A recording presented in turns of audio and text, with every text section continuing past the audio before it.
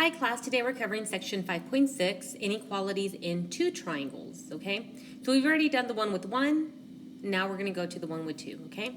So here we have a car jack is used to lift a car. The car jack shown below is one of the simplest tools used today.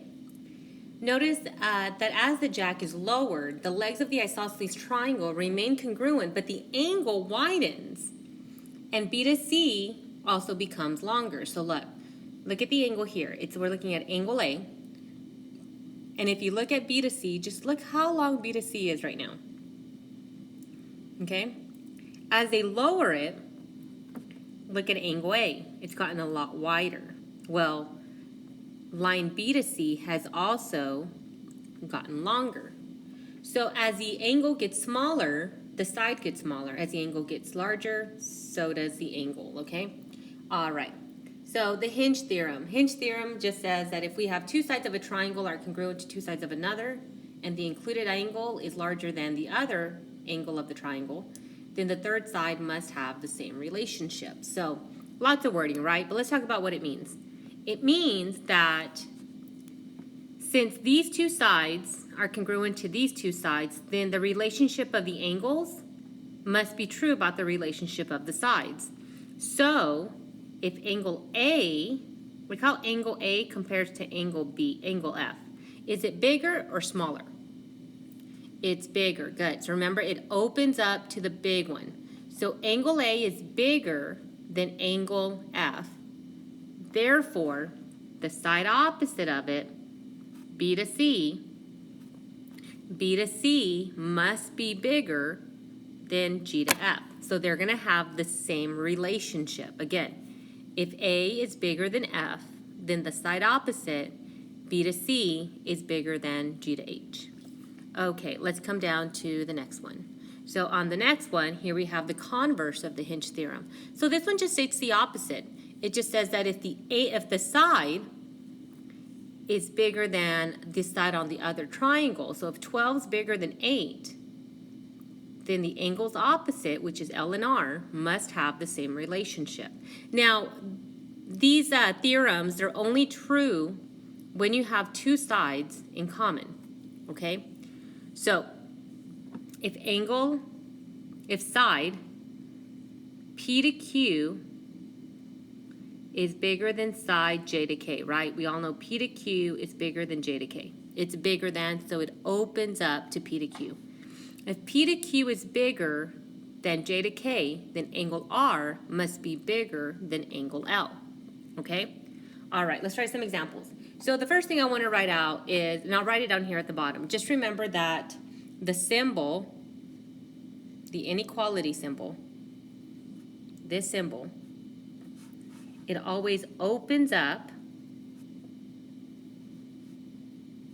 to the big number,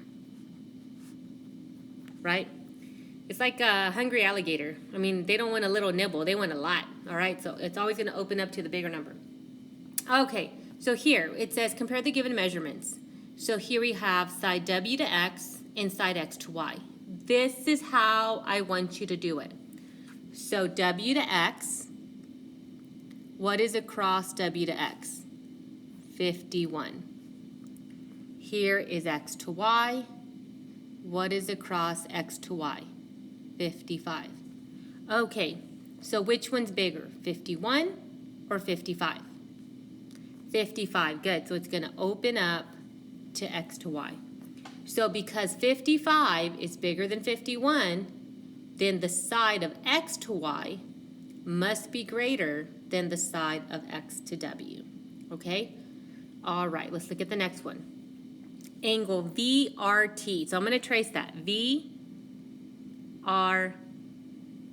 I'm looking at this angle. Across from VRT is the number 11. Okay, let's do it to the next one. S. I was going to the wrong one, sorry. SRT. We're looking at this angle. Across from that one is 6. And then you ask yourself, what's the bigger number, 11 or 6? 11 is good, so it's going to open up to VRT. So since 11 is bigger than 6, then angle VRT is greater than angle SRT. Okay, continuing on. We're still doing the same thing, okay? All right, we're looking at J to K. So here's J to K. What is across J to K? 72. Here's M to Q. What is across M to Q? 61. Okay, which number is bigger? 72, good. So that means J to K is bigger than M to Q. Good. All right, and the same thing now, but now we're looking at angles. Here's angle FCD.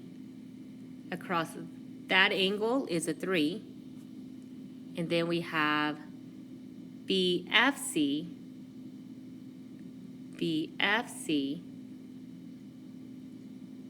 Across from there, we have 3.6. That little C seemed to disappear on my notes there.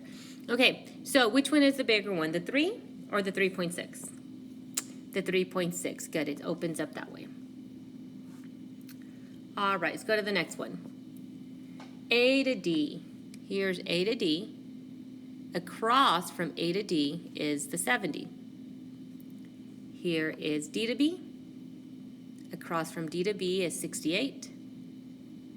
So compare your numbers. Which one's bigger, the 70 or the 68? The 70, good. So it's going to open up to A to D. So because 70 is greater than 68, A to B must be longer than B to D. All right, go to the next one. Angle ABD.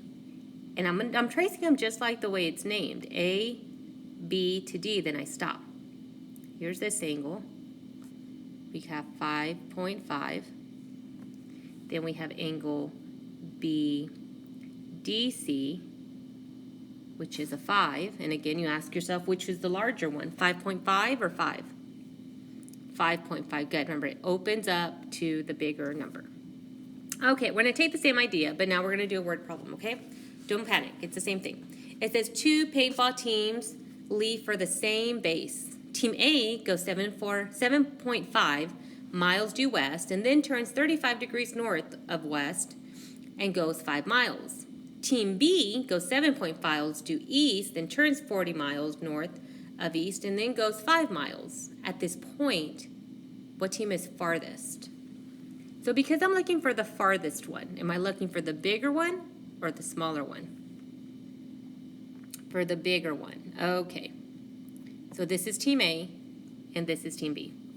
So we want to know who's farther from camp. So we're comparing these two sides. Okay? So here is Team A to C and Team B to C. So here is A to C, but there's nothing across from it. So we have to figure that out. Who can tell me what should be true about the 35 and the angle inside? What should be true? That they need to add up to 180. Good. So 180 minus 35 degrees is going to give us 145. So that's this angle, 145. That's going to go across A to C. We'll do the same thing over here. 180 minus 40 is 140. That's across B to C. So that one should be 140. So, guys, it's not any different than the other ones. So now, which one is the bigger number? The 145, good. So that means Team A is farthest. And you'll have one identical to that on your test, okay?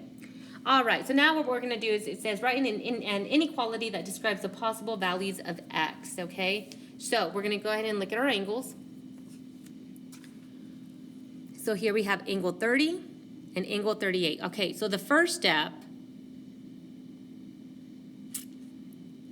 is just to help us get our thoughts together, okay? So across the 30, we have 3x plus 2.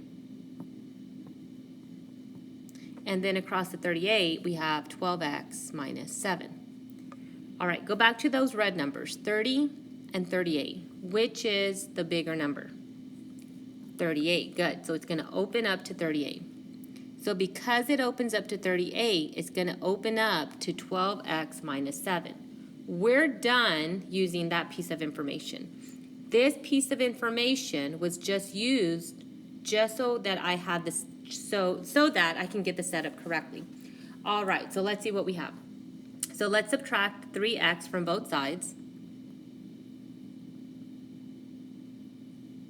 2 is less than 9x minus 7. Let's add 7. And we can say 9 is less than 9x. So x must, so then we have to divide by 1. So then x has to be greater, I meant 9, sorry. I already had the answer in my head, guys, I'm so sorry. Okay, so divide both sides by 9. So x is going to have to be greater than 1. This is your answer. I apologize for that. Okay, let's go to the next one. Same thing. Here you have the x, so you know you're going to use these sides with these angles. So we have 70 and 65. 70 and 65. Across the 70 I have x. Across the 65 I have a 7. Go back to the red numbers. Which one is the bigger one? 70. So you bring that same symbol down. You're done with the top. This one had no work. That one was just done. But reminder, you have to do the setup. That setup is what allows you to then set up the equations or the expressions, okay?